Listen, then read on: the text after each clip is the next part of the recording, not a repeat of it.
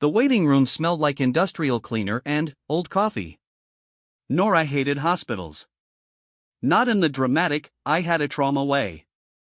Just in the quiet, skin-crawling way that made her want to check her watch every 45 seconds and reorganize her bag for no reason. She'd already done it twice. Lip balm.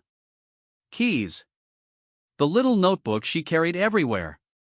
Keys again, because apparently her hands had somewhere to be. It was a Tuesday. She'd taken a half-day for this. A routine physical, the kind her mother had been hounding her about for 3 years, the kind she kept scheduling and, then, unscheduling because something always came up. Today, nothing came up. Her excuse machine had finally broken down. So here she was. Nora Callahan, 29, pediatric speech therapist, eater of cold leftover pasta, owner of one deeply unbothered cat named Gerald.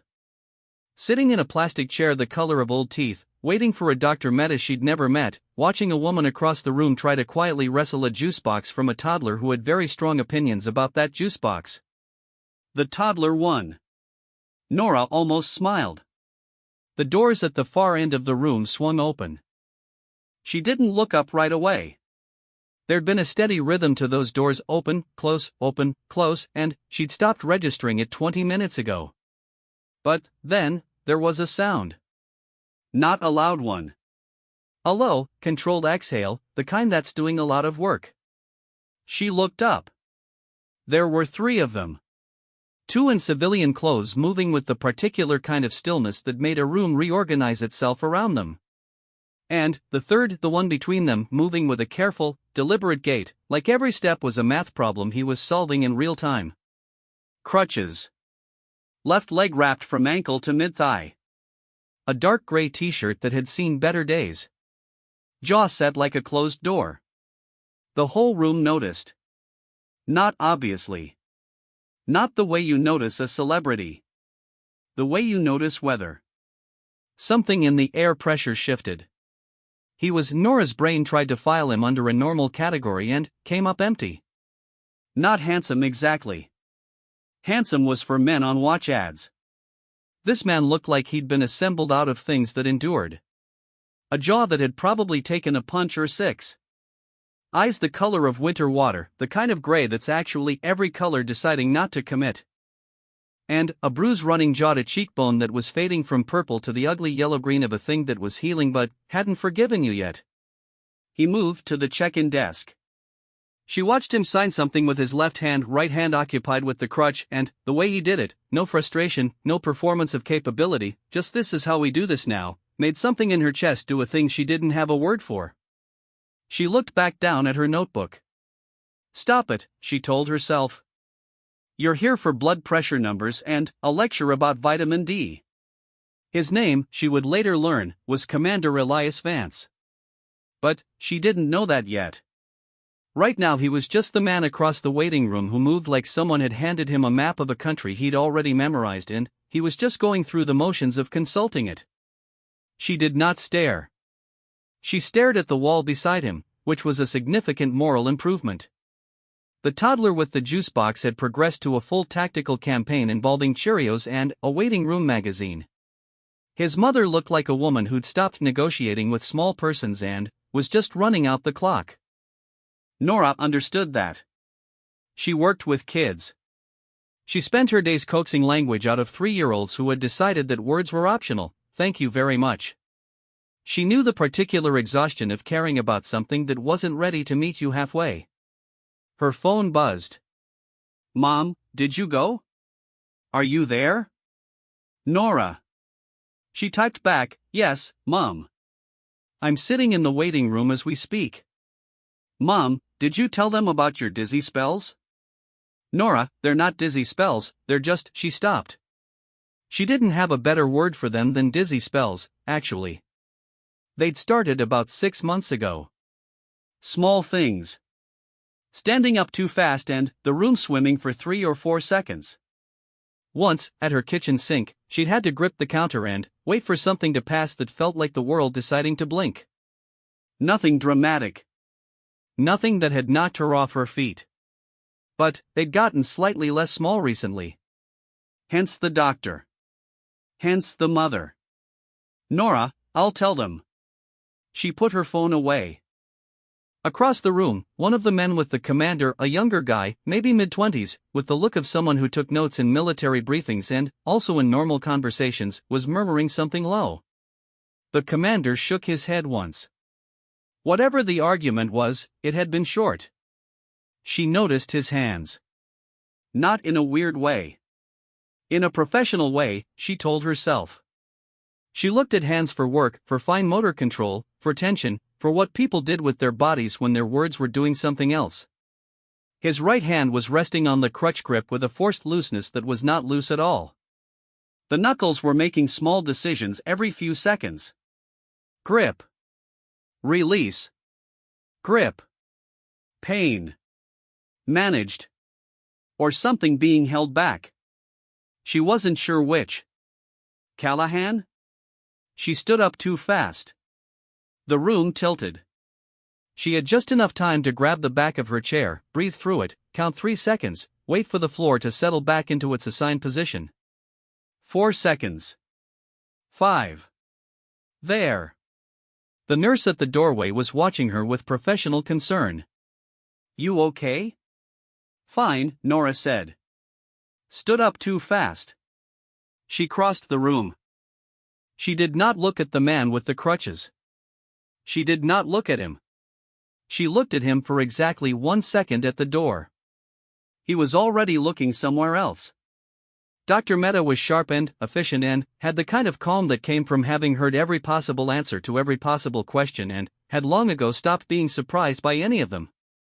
She went through the checklist. Blood pressure, slightly low, interesting. Weight, fine. Family history, noted. Then, any other symptoms you want to discuss? Nora told her about the dizzy spells. Dr. Mehta's pen paused. Not dramatically. Just a small, collecting pause. How long? 6 months. Maybe 7. Frequency? Once a week, maybe. Sometimes more. Always on standing? Mostly. Once just in the middle of doing dishes. The pen moved again. We're going to run some blood work. I also want to get you in for a head-up tilt table test. It's not alarming, it's diagnostic. Could be orthostatic hypotension. Could be a few other things. We'll sort it out. She looked up. You should have come sooner. I know. Okay. No judgment. Just sooner next time. Nora nodded. She sat on the crinkly paper of the examination table and thought about the 6 months she'd spent calling it nothing and eating cold pasta and watching Gerald judge her from the kitchen counter. Any unusual stress? Sleep issues? Major life changes in the last year? Nora thought about her ex. About the apartment she'd moved out of and into. About the 8 months of quiet rebuilding that wasn't dramatic enough to call recovery but was too heavy to call fine. Some stress, she said. Normal amounts. Dr. Mehta had the face of someone who knew exactly what normal amounts meant when a woman in her late 20s said it in that particular tone. She wrote something down. We'll check everything, she said. For now, take it slow when you stand. Hydrate more than you think you need to. And, come back when we have results. She smiled, efficient, warm, real. You're going to be fine. Nora believed her. She got up slowly this time. Measured. The room stayed where it was supposed to. Small victory. The hallway back to the waiting room was long and fluorescent and had a motivational poster about mountains that Nora had strong feelings about. She was reading it for the second time, genuinely trying to decide if it was inspiring or insulting when she rounded the corner back into the waiting area and walked directly, completely, and, without any warning whatsoever, into a wall. The wall was warm. The wall had a heartbeat. The wall said, "Whoa," and caught her. She grabbed something. Fabric. Solid. An arm that didn't move when she grabbed it, which was the only reason she didn't go down. The crutch clattered sideways. Loud in the quiet room. I'm so sorry, she straightened. Looked up. Winter water eyes. Up close they were actually more green than gray, the way the ocean is never quite the color you'd name it from a distance. The commander. He had caught her one-handed, crutch dropped, shifted his weight to his good leg, and caught her in the half-second between her collision and the floor, and was now holding her forearm with a grip that was careful and absolutely certain. You all right? Low voice. The kind that doesn't announce itself. Yes. She stepped back. He let her go precisely when she had her feet under her. I'm so sorry, I was looking at that poster and not where I was going and the mountain one? Yes. It's bad. It's terrible, she said. Something in his face shifted. Not quite a smile. The cousin of one. His companion, the note-taker, had already retrieved the crutch and was holding it out. The commander took it without looking. The ease of a long practice. I didn't hurt you, she asked. Looked at his leg. No.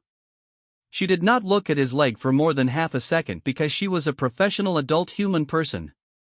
I have a thing, she said, and then immediately regretted beginning a sentence that way. A dizzy thing. I stood up too fast earlier and apparently haven't fully recovered my center of gravity. He was listening. Really listening, not the kind that's waiting for its turn to speak. You should sit, he said. I'm fine, there's a chair right there. She looked. There was indeed a chair right there. She sat. He didn't move away. Remained standing, weight settled on his right leg, like he'd parked there for the duration of whatever this was. You were in with Dr. Mehta, he asked. Routine checkup. She paused. Turns out not entirely routine. But, probably fine. Probably fine. He tested those words like they were a knot he was checking the tension on. I have a thing where I'm slightly cavalier about my own health, she said. It's a whole character flaw. I know someone like that, he said, and this time the cousin of a smile made it all the way. She noticed, again, the bruise. The leg. The careful weight distribution. You're here for follow-up, he said. Which was an answer and also not one. Ah. She nodded. Probably fine also? Probably better than fine. Said the way someone says a thing they need to be true. His companion was making a very deliberate show of looking at his phone. I'm Nora, she said. A pause. Small. Like he was deciding which version of his name to give. Elias, he said. Not Commander. Not Vance. Just Elias, offered like a thing set down on a table between two people who don't yet know what they're negotiating. She held out her hand. He shook it. Firm, brief, professional. And then, just for a second, just the last half second, not. Your dizzy thing, he said. Has anyone told you to up your sodium? She blinked. My doctor said hydration, water without electrolytes won't fix low blood pressure. You need sodium and fluids together. He said it matter-of-factly. Like information was just a thing you gave people when you had it. Especially on standing. The blood pools in the legs. Electrolytes help it move back up faster. She stared at him. I've had teammates with dysautonomia, he said. You learn things. Teammates, she repeated. He didn't explain that either. Thank you, she said. That's actually really useful. He nodded. Shifted his weight slightly. A micro wince that lasted a quarter second and, then, was gone, filed away somewhere she wasn't supposed to see. She pretended she hadn't. Elias. The younger man, apparently he had a voice, gestured toward the check-in desk. They're ready for you. Elias looked at him. Then, back at her. Take care of the dizzy thing, he said. Take care of the, she gestured, vaguely, at his general situation. Working on it. He turned. Moved across the room on the crutches with that careful, deliberate efficiency. At the door, for no reason she could name, he paused. Didn't turn around. Just paused, the way a person does when they've left something behind and are deciding whether to go back for it. He didn't go back. The door opened. He went through. The waiting room went back to being a waiting room. Nora sat in her chair for a long moment. The toddler with the Cheerios had fallen asleep against his mother's arm, one fist still clutching the juice box. Take care of the dizzy thing, she thought. She'd been thinking about electrolytes wrong for 6 months. She reached into her bag. Past the lip balm, the keys, the little notebook. Found a pen. Wrote, sodium plus fluids. Not just water. Underlined it. Looked at the door he'd gone through. Closed the notebook. She thought about him on the drive home. Not the way she was supposed to, not with that floaty, useless daydream quality that accomplishes nothing. More like the way you think about a song you heard in a grocery store, something that got inside your ears without asking permission and now lives there, unnamed. She bought Gatorade at the pharmacy. 2 bottles. Orange, because blue was a lie about what flavor it was supposed to be. Gerald met her at the door. He sniffed her shoes, found them acceptable, walked away. I almost fell in a hospital waiting room today, she told him. Gerald had no notes. She drank one of the Gatorades standing at her kitchen sink and thought about the way Elias had shifted his weight. The small math of managing a body that wasn't entirely cooperating. She did that same math in her work, watching kids figure out how to get language out of a throat that didn't want to give it, watching them find the workarounds, the small dignities of working around a problem instead of through it. She recognized that posture. She just hadn't expected to recognize it in a man built like the concept of load-bearing wall. She ate the leftover pasta cold. Gerald judged her. I know, she said. She went back 3 weeks later. Not for him. She didn't think about him the whole 3 weeks except for, occasionally, the way you remember weather. She went back for the tilt table test Dr. Mehta had ordered, which was exactly as strange as it sounded, lying on a table while it stood her upright and measured what her blood pressure did about it. What her blood pressure did about it was not enough. Dr. Mehta sat across from her with the calm of someone delivering information that is manageable but requires a new category. Orthostatic hypotension, she said. Which is exactly what it sounds like. When you stand, your blood pressure doesn't compensate fast enough. The dizzy spells are your brain briefly not getting enough blood. She paused. It's very manageable. Lifestyle changes, possibly a low-dose medication. You're not, this isn't something frightening. But, it is real, and it does need to be managed. Okay, Nora said. Your guess, by the way, or whoever told you about the sodium, was right. That's first-line intervention. Nora thought of winter water eyes and a matter-of-fact voice handing her information like it was just a thing people did. A stranger in a waiting room told me, she said. Dr. Mehta looked up from her notes. Smart stranger. Yeah, Nora said. He seemed like that. She ran into him in the pharmacy on the ground floor. Of the hospital, she meant. She hadn't been looking, hadn't thought to look, had been reading a label on a compression stocking package because Dr. Mehta had mentioned them as a possible intervention and she needed to know if they came in any color other than the beige of a specific kind of resignation. They make black ones. She turned. He was there. No crutches this time. A cane, which he was holding with the air of a man who had opinions about using it but was using it anyway, because he was a person who did what worked and not what he preferred. The bruise was gone. Or faded enough that she'd have missed it if she hadn't already traced its geography with her eyes 3 weeks ago. He looked better and worse simultaneously, which she couldn't entirely explain. Better because the crutches were gone, because he was standing more evenly, because something in his face had loosened a degree or two. Worse because now that he wasn't arranged in the controlled stillness of a waiting room, she could see exactly how much was still being managed. He was thinner than he'd looked. The t-shirt different one, same energy, hung slightly. A man who had been burning the weight off from the inside. The black compression stockings, he said, nodding at the package. Second shelf, far right. Are you following me around the hospital to give me medical advice? I have a follow-up. You always have a follow-up. I was injured recently. Said plainly. Not a bid for sympathy. Just a fact, offered. She found the black compression stockings. They were there, second shelf, far right, and they were in fact vastly better than the beige ones. You were right about the sodium, she said. I got diagnosed. Orthostatic hypotension.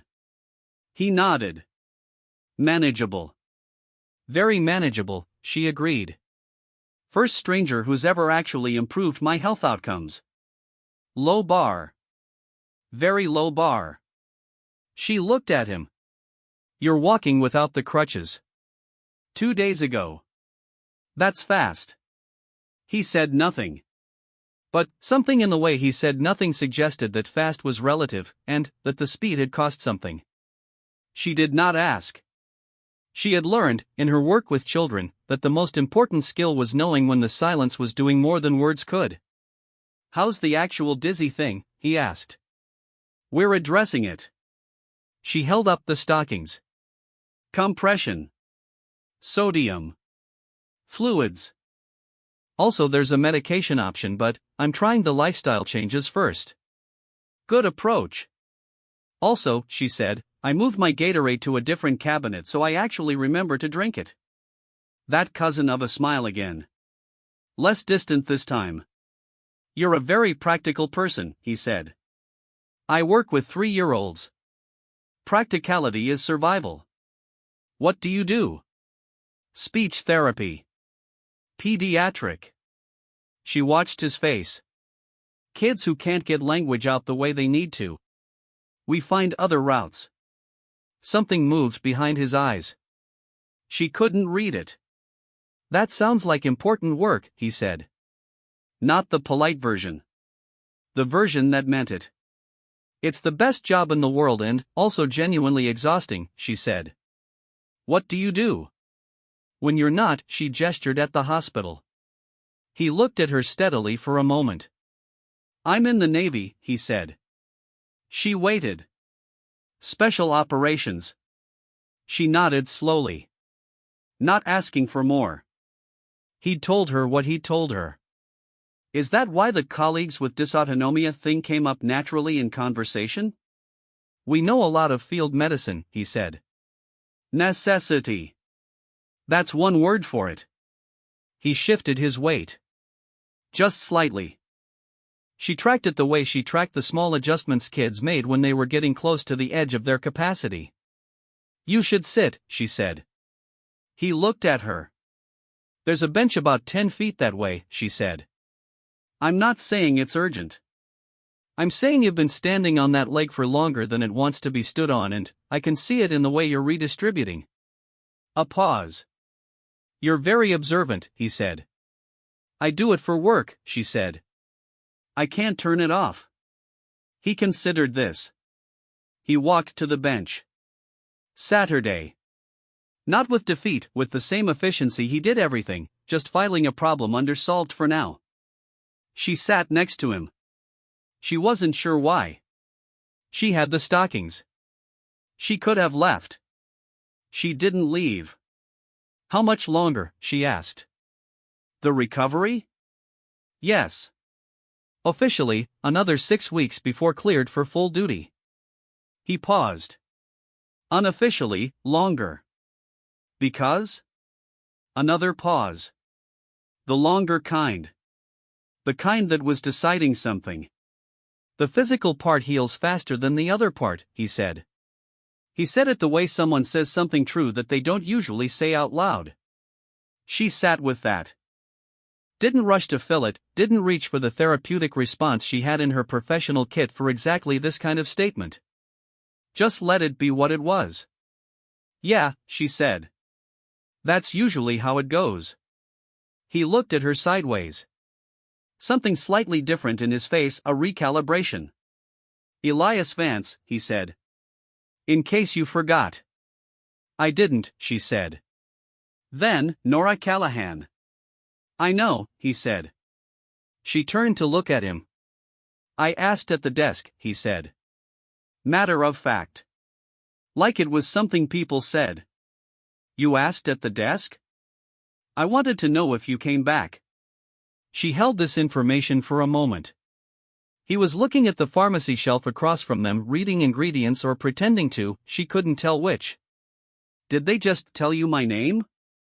They told me a Callahan had a follow-up scheduled. I made an inference. That's not exactly, I know, he said. She laughed. Not the polite kind. The kind that comes out before you can decide if it should. That's a little high-handed, she said. It's a little high-handed, he agreed. She looked at him, at the side of his face, the jaw that had taken a punch or six and was still where it was supposed to be, the careful stillness that was its own kind of eloquence. Well, she said. Now you know. Now I know, he said. The pharmacy hummed quietly around them. Fluorescent light. Someone's medication consultation happening in murmurs 3 aisles over. There's a coffee thing in the main lobby, he said. It's bad coffee. But, it's coffee. She looked at him. If you have time, he said. She had time. She'd taken another half-day. She had, if she was completely honest with herself, taken a half-day on a day when she could have taken just a short morning, because she hadn't known if she'd run into him and she'd wanted the time buffer if she did. She wasn't going to tell him that.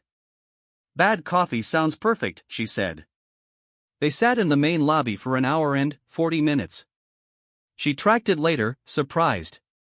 It felt like 20. He told her about the injury and the way people tell you about something they've been carrying alone for too long, not all at once, not sequentially, but in these small distributed offerings that you had to assemble yourself.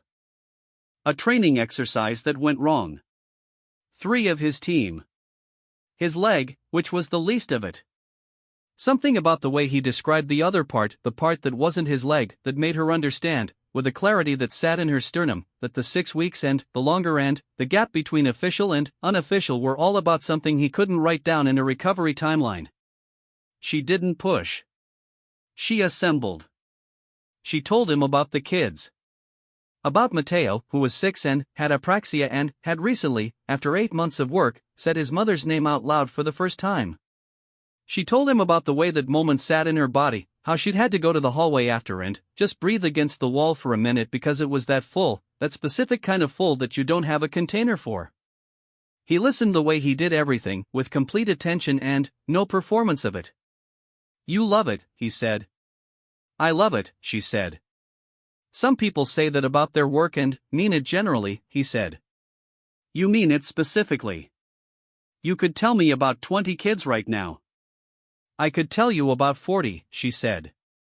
Tell me about one more, he said. She told him about Priya, who was 4 and had decided that communication was for other people until one day she discovered that if she handed Nora objects, a crayon, a small plastic horse, a leaf she'd carried in from outside, Nora would name them and Priya would listen with this intensity that was language and all but the sound. She's been speaking in sentences for 2 months now, Nora said. But we still do the object thing sometimes. I think it's hers. I think she needed to discover it herself. Elias was quiet for a moment. You let her keep the thing she invented, he said. It's hers. Even when the goal was the sentences. The goal was connection, she said. The sentences were just one route. He was looking at her.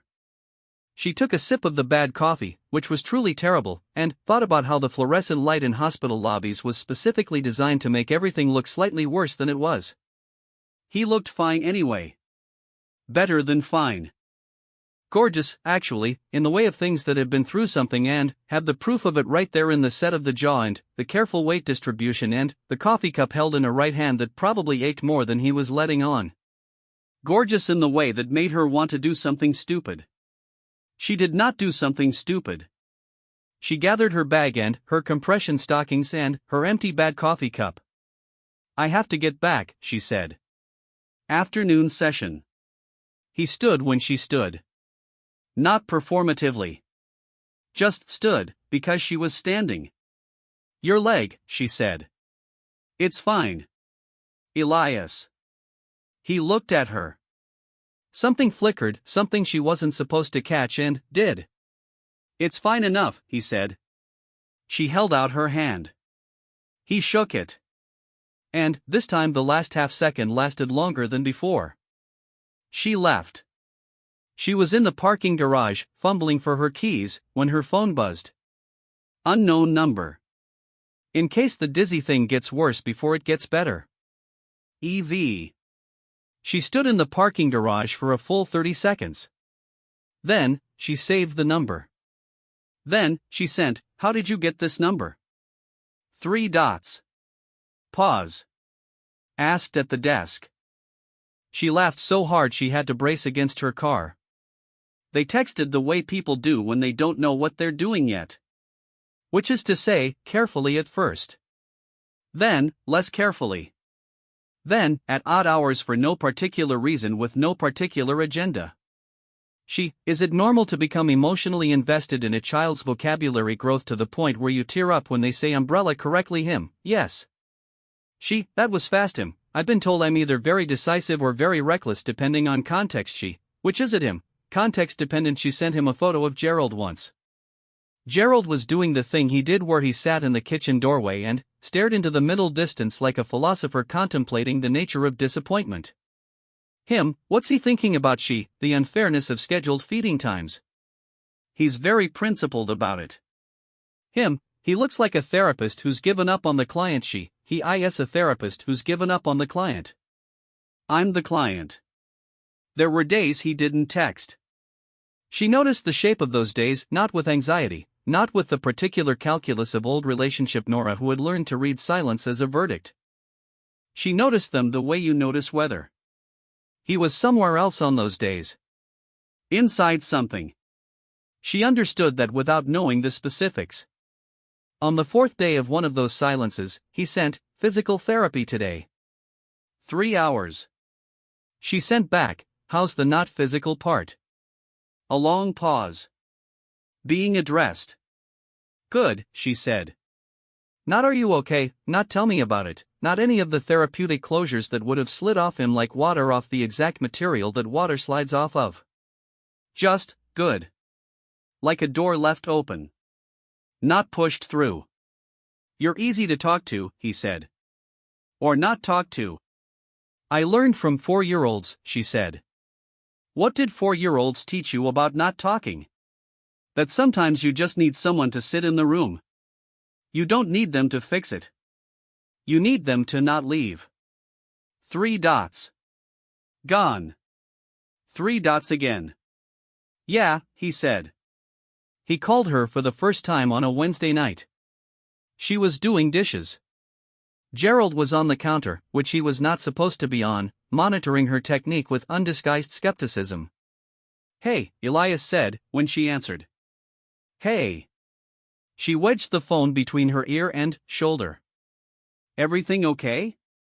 "Yeah." A pause. "Can't sleep." She turned off the tap. "What time is it there?" 11. "Where's there?" "Still here," he said. "Base housing. They put me up close to the medical facility." "Alone?" "Riley comes by sometimes. The younger one." She'd gathered his name in the distributed offering style. "Mostly alone."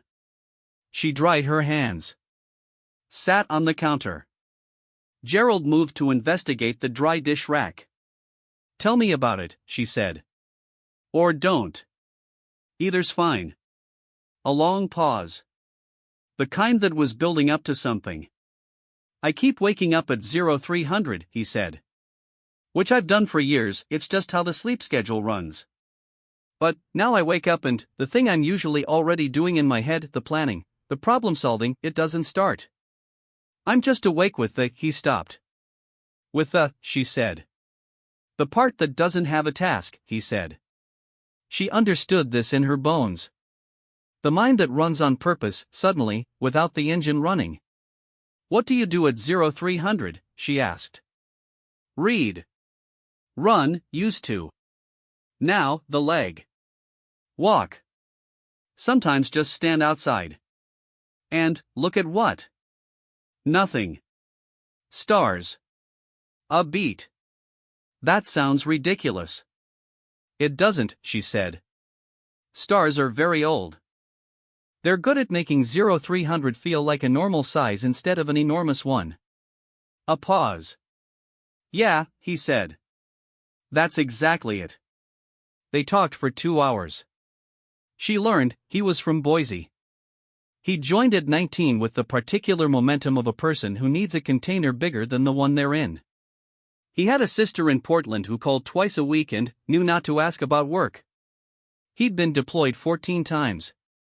He liked to read, not operationally, not technical manuals, but actually read novels, history, the occasional terrible thriller that he had no excuse for but kept happening.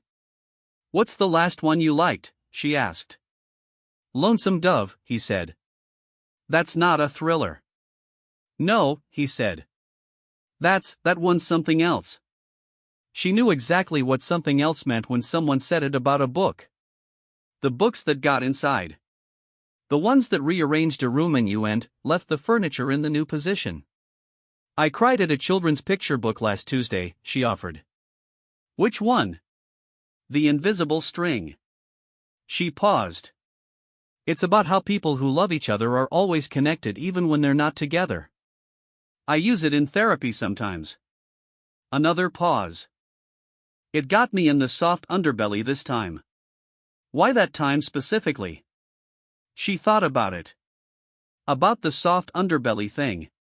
About why she'd been particularly susceptible to a picture book about invisible strings on a Tuesday in October. I think I'd been a little lonely, she said. And I didn't know it until the book said it in a way I couldn't argue with. He was quiet. But it wasn't an empty quiet.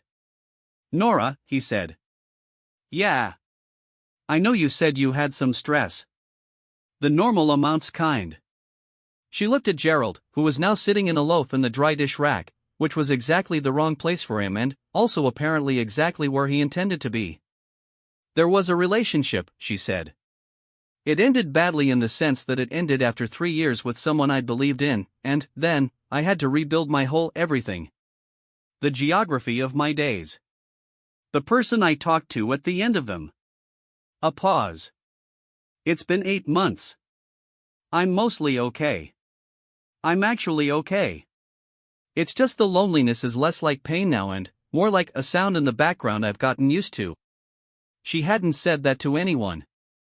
Not in exactly those words. The sound in the background, he repeated. Yeah. I know that sound, he said. She held the phone. Gerald jumped down from the dish rack, apparently satisfied with his investigation of it. You haven't? She started. Not in a long time, he said. The job makes it difficult. Makes it, he paused. Makes you feel like you're asking someone to hold something you can't fully hand to them. That's honest, she said. Too honest maybe. No, she said. Not too honest. Another pause. The comfortable kind. It's 1 a.m., he said. Is it? She looked. It was. She'd lost an hour and found it again in a different shape. You should sleep, he said. So should you. I will, he said. I think I will now. Good. Nora.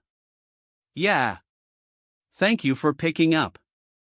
She let that sit for a moment. Of course, she said. He had a setback in week 5. She heard it in his voice before he said it, something flatter, more controlled. The quality of a person pulling inward. What happened? She asked. PT results weren't what we wanted. The nerve damage is responding slower than projected. What does that mean for the timeline? Longer, he said. She waited. And there was it, he stopped. One of my guys. Reyes. He got cleared to redeploy this week. You're not. No. She understood this without needing to have been in any of the places he'd been. The commander watching his team go back to the thing he was built for, from the sideline, from base housing, from the wrong side of a cleared for duty review. That's its own specific kind of grief, she said. Silence. Is that what it is? He said. Not a question. I think so, she said. The not going when everyone else goes kind. You could probably put a different word on it, but I don't think a different word is better. A very long pause. It's exactly what it is, he said. I've been calling it other things. Yeah, she said. We do that. What do you call it when it's yours? He asked. The thing you're carrying. She thought about the invisible string.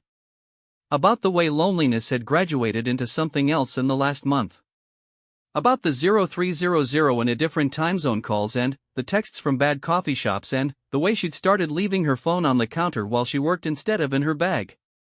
I think mine just changed shape recently, she said. She didn't say into what. She didn't need to. He was quiet for a long moment. When you say mostly okay, he said. What percentage? Currently? Currently. She thought about it honestly. About the actual number, the real one, not the social one. 83%, she said. He made a sound that wasn't quite a laugh but had a laugh inside it. That's a very specific number. I'm a very specific person. I know, he said. I like that about you. She'd been eating a granola bar. She stopped eating it. Elias. Yeah. What percentage are you? A pause that told her more than most paragraphs could. Currently, he said. Maybe 67. Okay, she said. Just okay? 67 is honest, she said. I'd rather have an honest 67 than a polite 90. 67 and improving, he said. Good, she said. Yeah, he said. I think it is. She met Riley at a coffee shop. She hadn't known she was going to a coffee shop to meet Riley at. She'd been running errands. The coffee shop was convenient. She was standing in line when someone said Dr. Callahan, in a voice she half recognized, and turned to find Riley, not quite 25, note-taking energy, looking at her with a slightly complicated expression. It's Ms., she said. Nora is fine. Riley, right? Yes, ma'am. Then, sorry. Nora. He looked like a person who was actively deciding how much information to be in possession of. Eli mentioned you. Did he? He mentioned you in the way where he mentioned you twice in contexts where you were not the subject and, then, stopped mentioning you. Riley ordered a coffee. Which is, for Eli, basically a sonnet. She processed this. He talks to you about things? He talks to me about nothing, Riley said. And, then, I understand things from the nothing. We've been working together for 3 years. It's a whole system. She paid for her coffee. They sat. How is he? She asked.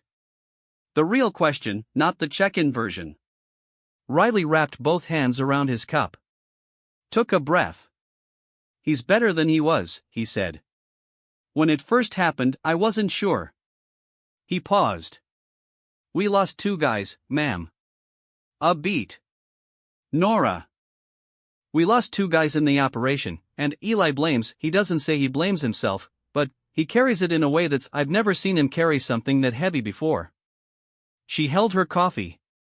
He hasn't told me that part, she said. No, Riley said. He wouldn't. Not yet. He looked at her. He will, though. He's moving towards something. I don't know if he knows it, but I've known him 3 years and he's moving towards something. She looked out the window. He's a good man, Riley said. He's the best commander I've ever served under. And he's been alone inside the hard thing for a long time. A pause. I don't say this to put pressure on you. He doesn't make room for people easily. The fact that he made room for you, that's not nothing. She thought about a man standing outside at 0300, looking at stars, waiting for the size of the dark to become manageable. I know, she said. He told her about Cortez and Hadley on a Sunday afternoon. She hadn't asked. She'd learned, with the distributed offering system, not to ask. She just stayed available and let him approach the thing on his own schedule. They'd been on a call for about 20 minutes, talking about nothing consequential, her Friday session with a new kid named Oliver who had selective mutism and had spent the whole hour staring at Nora's collection of small figurines on her desk with the focused intensity of a person conducting a deep audit when he stopped mid-sentence. Can I tell you something? He said. Yes, she said. Just yes. No qualifier. Cortez had a daughter, he said. She was 4 months old when he deployed. And, Hadley, he was 23. He'd been in 2 years. He stopped. I was the one I made the call. We needed to move up the timeline. The intelligence said the window was closing and I made a judgment call and his voice was exactly level. That careful evenness that was doing so much work. It was wrong. Or I was wrong. I can't always separate those. She sat very still. She thought of Mateo, saying his mother's name for the first time after 8 months. She thought of the way some things take as long as they take. She thought of the invisible string. You've been carrying their names, she said. Yes. Both at once. Yes. And you've been deciding something about yourself from that, she said. Some verdict you're sitting with. A very long pause. I'd been wondering if I should still be doing this, he said. The job. Whether I'm still, he stopped again. Whether I'm still the right person for it. Whether my judgment is Elias. Yeah. You made a decision under pressure with incomplete information and people died, she said. That's different from being wrong in a permanent way about what you are. She paused. Those aren't the same thing, and I think part of you knows that, but the part that's grieving is not currently accepting the distinction. The silence was different this time. The kind that precedes something shifting. You're allowed to grieve them, she said. You're allowed to carry their names. But you don't have to become a verdict. She heard him breathe. In. Slow. Out. I haven't, he stopped. No one has said that directly. I know, she said. Because everyone around you is inside the same loss or inside trying to support you, and sometimes it takes someone who came at it from the side. A pause. From a hospital waiting room. Something she couldn't quite identify moved through the phone. You've been carrying this for 6 weeks, she said. 7, he said. 7 weeks, she said. Alone. I wasn't alone, he said. Not the last 6 of them. She held that.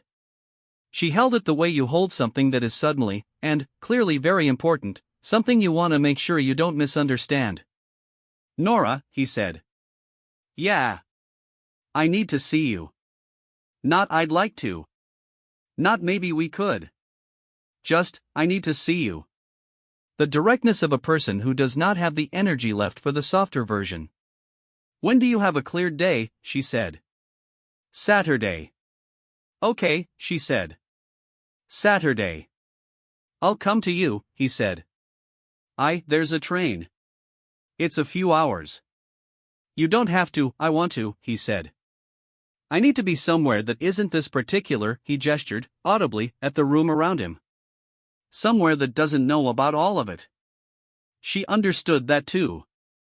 Okay, she said. Saturday. I'll send you directions. Nora. Yeah. Thank you for the whole, he stopped. She could hear him trying to locate the word for it. The word for 7 weeks of 0300 calls and distributed offerings and sitting in the room without pushing through the door. You don't have to name it, she said. I know, he said.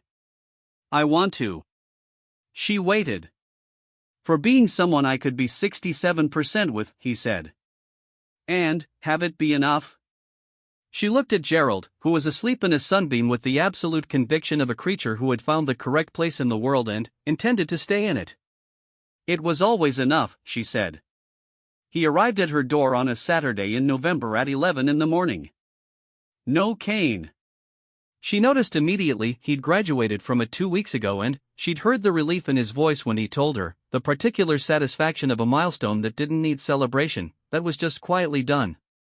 He still walked with a slight unevenness, the right side doing marginally more work than the left, and she suspected that would linger for a while yet. He'd accepted it with the efficiency he accepted everything. He looked different in her doorway than in her head. She'd been building him from pieces: voice, texts, the waiting room impression, the pharmacy bench, the bad coffee. She'd been assembling him in the dark, and now here was the actual original, standing in November air with a jacket that had seen too many places and a face that had the particular quality of someone who'd been in transit for 3 hours with a lot on their mind. "Hi," she said. "Hi," he said. Gerald appeared beside her ankle. Stared up at Elias with the flat professional assessment he gave everyone. "That's Gerald," she said. Elias crouched down carefully, the left leg accommodating, and offered his hand to Gerald, who inspected it with the gravity of an international negotiator reviewing treaty terms. Gerald head-butted his knuckles. Elias looked up at her with something warm and unguarded in his face. Something that hadn't been there in the waiting room 7 weeks ago, or had been there but buried under too many layers of managed. "He approved me," he said. "Gerald doesn't approve people," she said. "You should feel extremely singled out." He stood. They were close now, close in the way you don't notice becoming until you notice it and then can't stop noticing it. "You look," he started. She waited. "Different than I thought," he said. "Better." "Better than you thought?" "I thought I had you right," he said. "Turns out I had most of you right. There were details." He looked at her steadily. "Your eyes are more," he stopped. She watched him not find the word and decide to let the sentence be what it was. She'd have told him his eyes were more than she'd remembered too. She didn't. She stepped back. Let him in.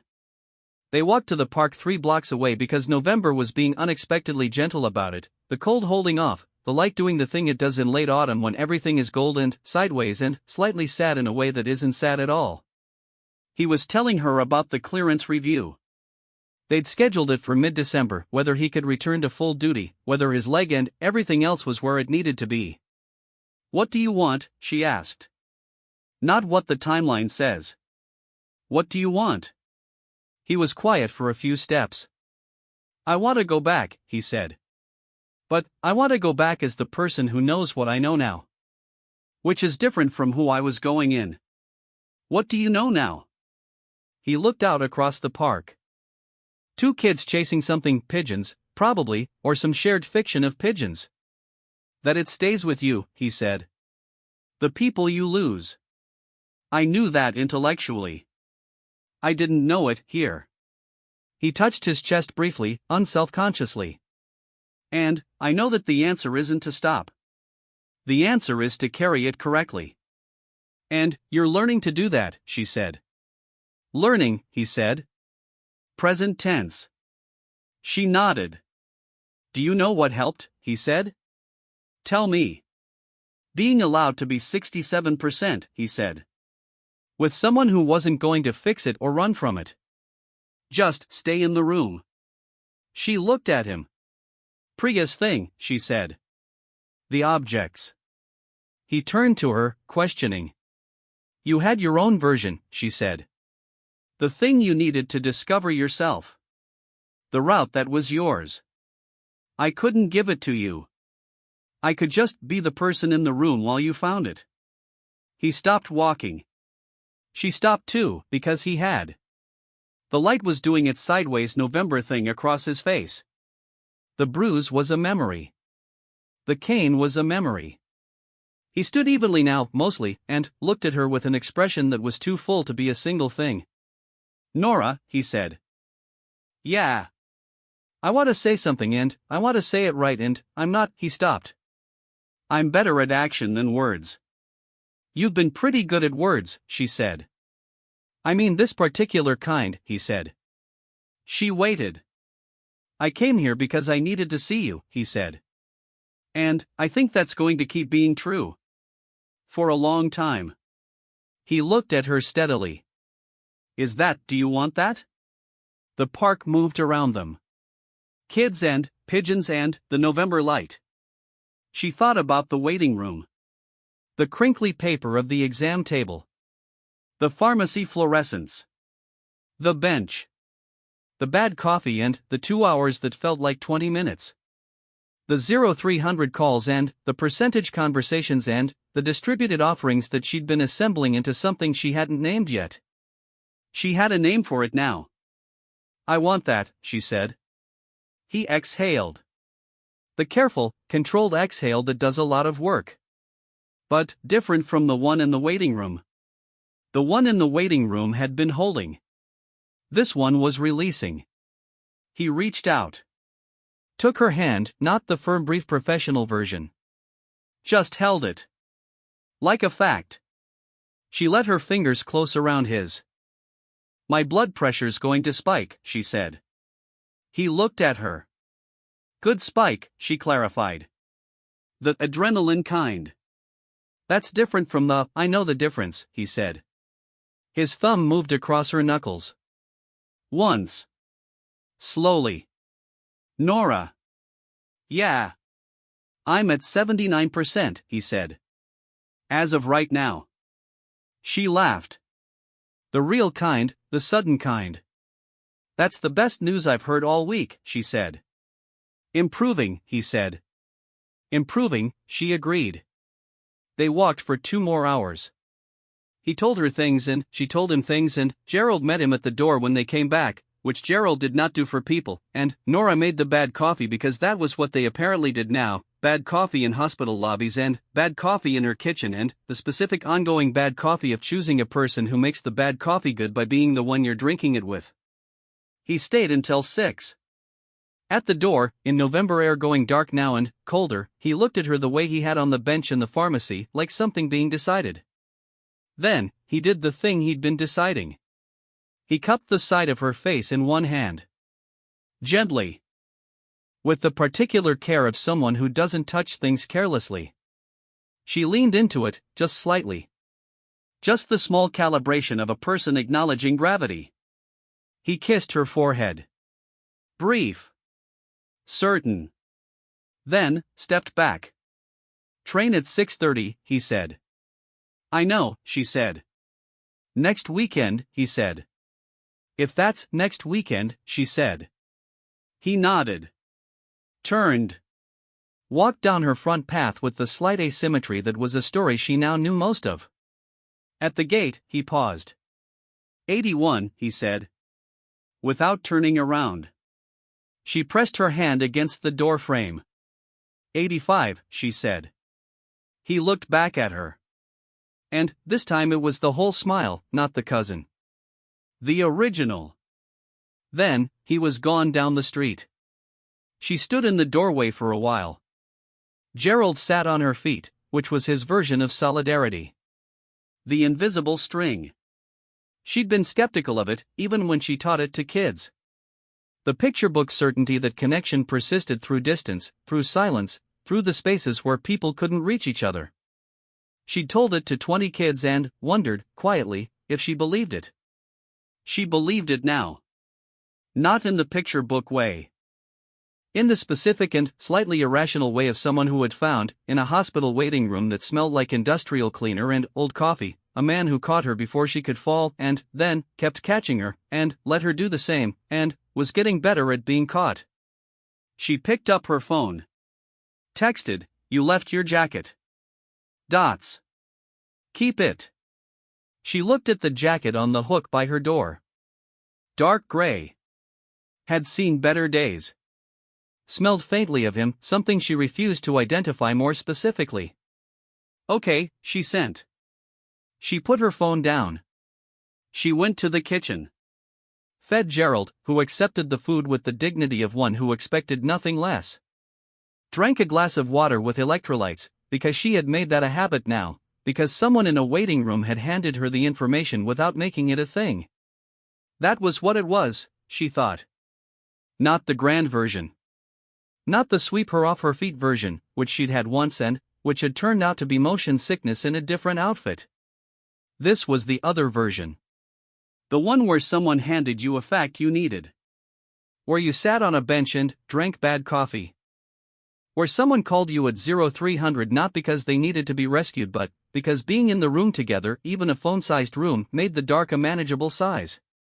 Where you learned the route together. 85%, she thought. And improving. 3 months later, Commander Elias Vance was cleared for full duty. He called her first. She picked up on the first ring. 92, he said. She didn't ask what she was. She already knew.